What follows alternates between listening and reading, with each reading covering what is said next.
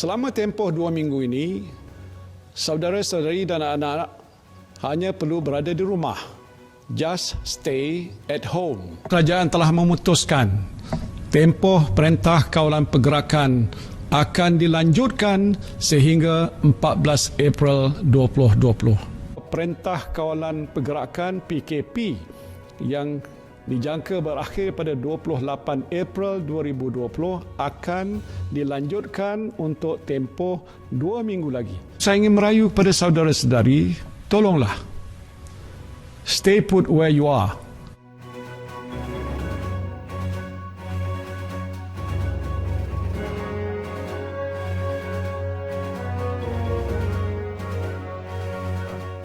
Sila duduk di rumah dan jarakkan diri anda daripada orang lain sekurang-kurangnya 1 meter. Tempoh inkubasi COVID-19 adalah selama 14 hari. Kita mempunyai peluang yang tipis untuk memutuskan rangkaian jangkitan COVID-19. Jika kita gagal, kemungkinan Perintah Kawalan Pergerakan akan dilanjutkan.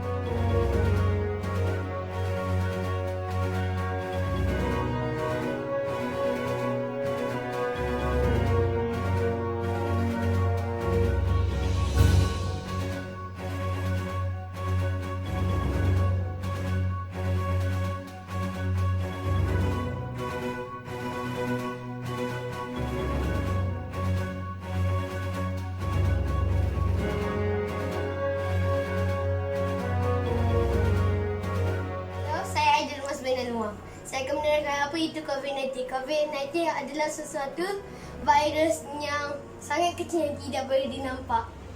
Jika terkena dekat orang, orang itu akan bergejala. Contohnya, batuk, kering, sesak nafas, demam, cerit-berit dan muntah.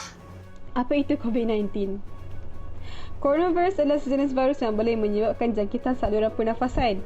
COVID-19 adalah satu jenis virus baharu yang mana merupakan daripada kumpulan ataupun daripada keluarga SARS-CoV dan juga MERS-CoV. Novel coronavirus ini ialah sebarannya, cara sebarnya adalah daripada manusia kepada manusia sendiri, iaitu melalui kita katakan cair sputum seperti batuk, bersin dan sebagainya. Jangkitan coronavirus boleh menyebabkan spektrum gejala daripada selsema biasa kepada radang paru-paru yang teruk.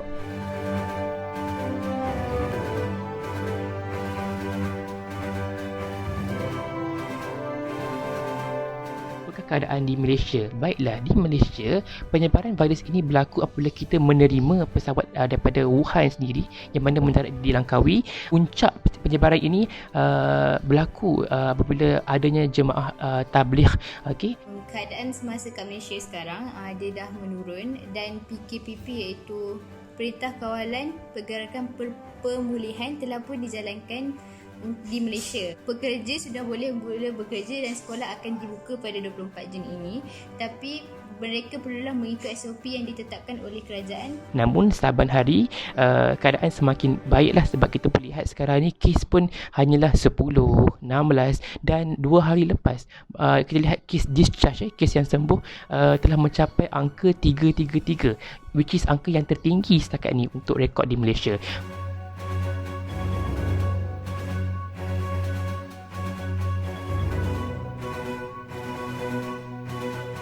Bagaimanakah keadaan mata wang semasa tempoh PKP dilaksanakan?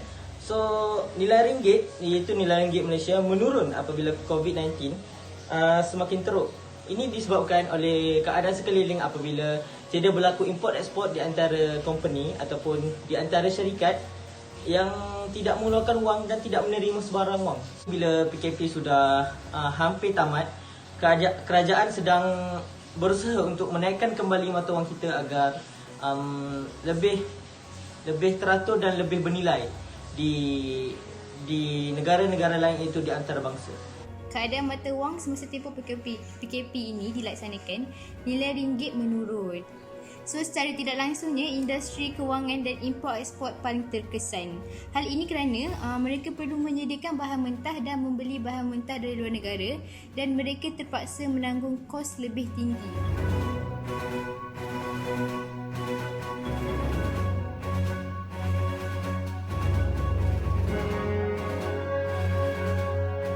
Kesan ekonomi PKP kepada rakyat, industri kecil dan sederhana, penjaja, pengusaha restoran telah menanggung kerugian yang besar.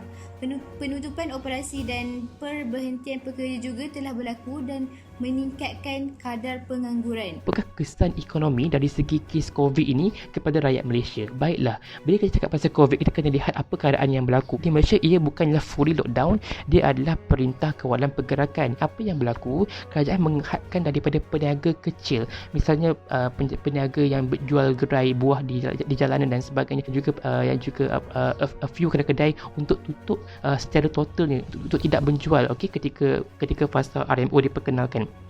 Justru apa yang berlaku ialah apabila adanya peniaga yang bergantung penuh kepada hasil jualannya untuk menyara hidup keluarganya. Justru apa yang berlaku, kita telah pun menyekat sumber pendapatan mereka. Okay? Yang itu yang berlaku seawal RMO diperkenalkan. Namun kerajaan memperkenalkan pakej rangsangan ekonomi yang memberikan bantuan dan sebagainya. Baiklah, dari segi ekonomi Malaysia secara negara, secara peringkat kebangsaannya ialah kita dapat lihat mana kadar ekspor dan import negara. Ekspor negara yang paling penting. Ekspor negara kita telah pun terputus kerana kita tidak boleh hantar barang-barang kepada negara lain dan sebagainya. Justru di situ, bila berlaku perkara itu, kita punya antara sumber ekonomi kita telah pun terputus. Okay? Because of kita dah cut kita punya ekspor. And then the second thing is about industri pelancongan. Kerana bila berlakunya COVID-19, okay, semua negara termasuk Malaysia, okay, dah hadkan ataupun ada yang totally close untuk dilawat oleh pelancong-pelancong.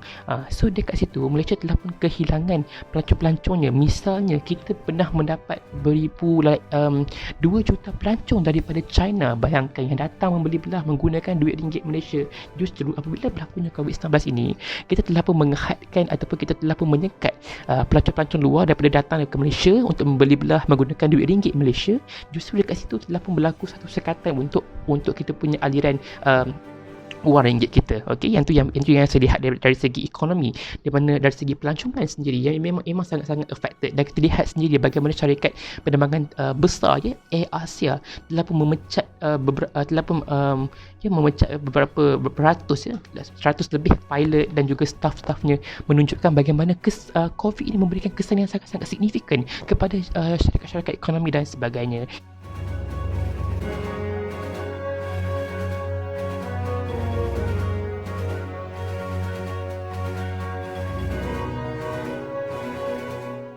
Bagi saya, Malaysia berada pada satu tahap yang baik kerana kita buat dasar ataupun peraturan berdasarkan relevannya keadaan yang berlaku di Malaysia. Misalnya untuk keadaan yang sekarang, di mana kesnya adalah kes 10 kes baru, 16 kes baru, yang mana kes-kes ni kita kata kes yang terkawal. Okey, justru kerajaan mula memperkenalkan PKP fasa pemulihan. Waktu inilah aktiviti-aktiviti ekonomi mula berkiat kembali, mula dipasarkan kembali. Okey, pada pendapat saya, macam mana kerajaan menangani isu ekonomi waktu pandemik ni, rakyat Malaysia dari pelbagai lapisan masyarakat yang terjejas akibat wabak COVID-19 menerima dan boleh memohon pelbagai bantuan bertujuan melindungi rakyat, menyokong dan penjagaan dan memupuk ekonomi dalam menghadapi kesan pandemik COVID-19. Kerajaan Malaysia melakukan tindakan yang sangat-sangat bagus dari segi Kementerian Kesihatan Malaysia sendiri. Okay? In term of kesihatan Malaysia, kita antara yang terbaik.